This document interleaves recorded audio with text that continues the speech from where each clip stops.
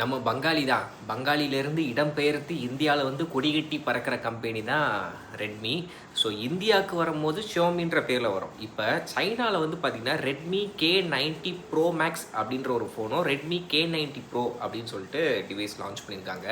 இல்லை Redmi K90 bro மேக்ஸோட ஸ்பெசிஃபிகேஷன்லாம் சொல்கிறேன், உண்மையிலே சூப்பராக இருக்குது. Processor Snapdragon 8 elite Gen 5 processor பார்த்திங்கன்னா யூஸ் பண்ணியிருக்காங்க. டிஸ்பிளேன்னு பார்க்கும்போது 6.9 இன்ச்சு 120 Hz ரெஃப்ரெஷ் ரேட் கொண்ட AMOLED டிஸ்பிளே 2K ரெசல்யூஷன் இருக்கும் அப்படின்றத பார்த்தீங்கன்னா சொல்கிறாங்க. அது மட்டும் இல்லாமல் பின்னாடி கேமரா மூணுமே 50 மெகாபிக்சல், பிரைமரி 50 மெகாபிக்சல் வித் ஓஎஸோட, அல்ட்ரா வைடும் பார்த்தீங்கன்னா 50 megapixel, telephoto lens 5x optical zoom போகும், அதுக்குமே ஓஎஸ் இருக்குது, 50 மெகாபிக்சல் பார்த்தீங்கன்னா கொடுத்துருக்காங்க.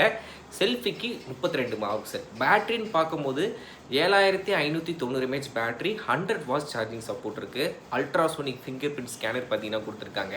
ஐபி ரேட்டிங் பார்த்தீங்கன்னா இருக்குது, 68 and 16 ரெண்டுமே இருக்குது. டியூவல் ஸ்பீக்கர் பார்த்தீங்கன்னா வந்துடும். எல்லா ஸ்பெக்கும் டாப் நாச்சு. இது இந்தியாவுக்கு வரும், ஆனால் வேற ஒரு பேரில் ஷியோமி சீரீஸில் பார்த்தீங்கன்னா வரும். ப்ரைஸிங் எப்படி பார்த்தாலும் 55க்கு மேலே 60 70 அந்த ரேஞ்சுக்கிட்ட இருக்கும். நீங்கள் என்ன நினைக்கிறீங்க? அடுத்த வீடியோ நம்ம OnePlus 15 பற்றி பார்ப்போம். ரெகுலர் அப்டேட்டுக்கு நம்ம பேஜை மறக்காமல் ஃபாலோ பண்ணி வச்சுக்கோங்க.